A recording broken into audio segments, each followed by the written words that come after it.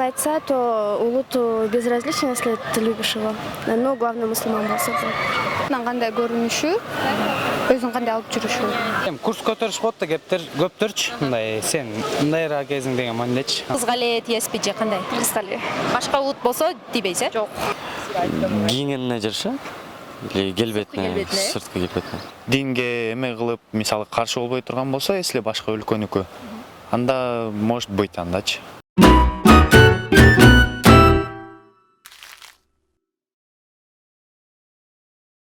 Жалпыңыздарга салам, ардактуу Соло медиа порталынын көрүүчүлөрү. Назарыңыздарда кайрадан эмнеге берүүсү старт алган учуру. Азыр биз шаар тургундарынан адам үчүн, адам менен таанышканда эң биринчи эле эмнесине көңүл бурат, жана эле улуту деги эле дини аларга маанилүү ушул суроолордун алкагында биз сурамжылоо жүргүзмөкчүбүз. Биз менен чогуу болуңуздар. Эми адамдын келбети биринчи эле, анан сүйлөшө келгенде ички дүйнөсү биринчи эле ошолор урунат. Ал эми сиз улуту башка жана дини башка адам менен турмуш кылат белеңиз, эгер жактырып калсаңыз? Эми кандай десем, мисалы өзүм оюм боюнча негизи мен Кыргызстандан эле турмуш курмакмын. Если турмуш кура турган болсом, динге эме кылып, мисалы каршы болбой турган болсо, если башка өлкөнүкү, анда может быть андачы. Анда если эмете турган болсо, мен ислам динин кабыл алам, сен менен чогуу эметем десе, анда макул анда. Бирок азыр эми тилекке каршы үйлөнөбүз, буюрса Кыргызстан эле буюрса. Кийингенине жараша или келбетине, сырткы келбетине. Демек сырткы келбет маанилүү, э? Ну, 50%. 50%. Ал эми башка улуттун кызына эме алат белең, турмуш кылат белең? Ооба. Башка улут. Ну, мага жакса эгер. Дини бөлөк болсочу? Тоже. Демек айырмасы жок, сен үчүн? Мен деле ошо келбетине, андай кийингенине карап нетем. Келбетине деп калбадыңбы? Келбет маанилүүбү же ички дүйнө маанилүүбү? Ички дүйнөсүнө карап деле мамиле кылам да, жакшычы. Эгер улуту башка, дини башка адамды жактырып калсаң турмуш кылат белең? Жок.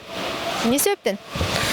Анткени мисалы үчүн, кандай десем, биз ислам дининdeyiz да. Анан мисалы үчүн башкалар мисалы үчүн буддизм алар менен турмуш курмак эмесмин да, мисалы. Анткени мисалы үчүн кийин балалуу болгондо балабыз кайсы динде болушун эме кандай десем. Мамилесине. Ал эми эгерде улуту башка, дини башка адам болсо, жактырып калсаңыз турмушка чыгууга макулсузбу ошого? Христиан болсо жок. Эмне себептен? Мусулман болсо макул. Улутучу улуту сизге маанилүүбү? Ооба, албетте. Кыргызга эле тиеспи же кандай? Кыргызстан. Башка улут болсо тийбейсиз, э? Жок.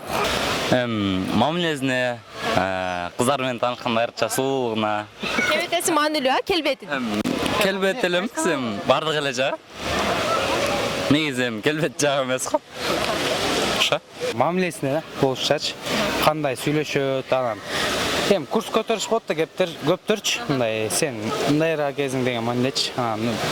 Нормально отношения кылсаң, нормально сүйлөшүп, нормально көңүлдө болот да. Если исламды динин кабыл алып, намаз окуса, үйлөнөбүз, буюрса.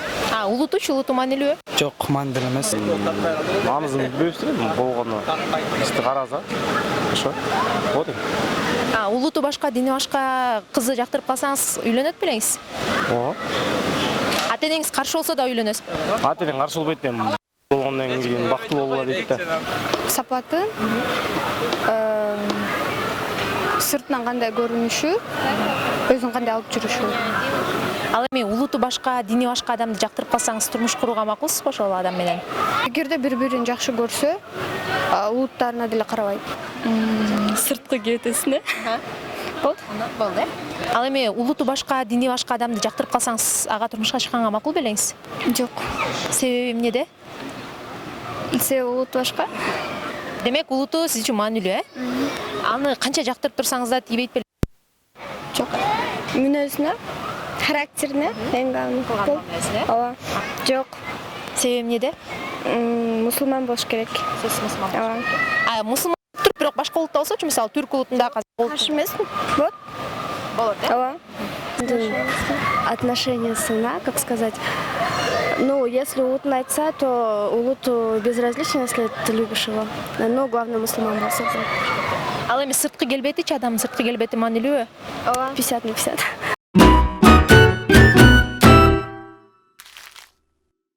Мынакей ардактуу көрүүчүлөр, бардыгыңыздар күбө болгондой эле биз шаар тургундарынан жогорку суроолордун алкагында сурамжылоо жүргүзүп көрдүк. Сиздерге дагы кандай суроолор кызыктуу, кайсы суроолордун үстүндө сурамжылоо жүргүзүүнү каалайсыздар? Аны комментарий бөлүмүнө жаза кетсеңиздер болот. Сиздер менен мен Solo Media порталынан Алиман Эсенкалык болдум. Кийинки көрүшкөнчө саламатта болуңуздар.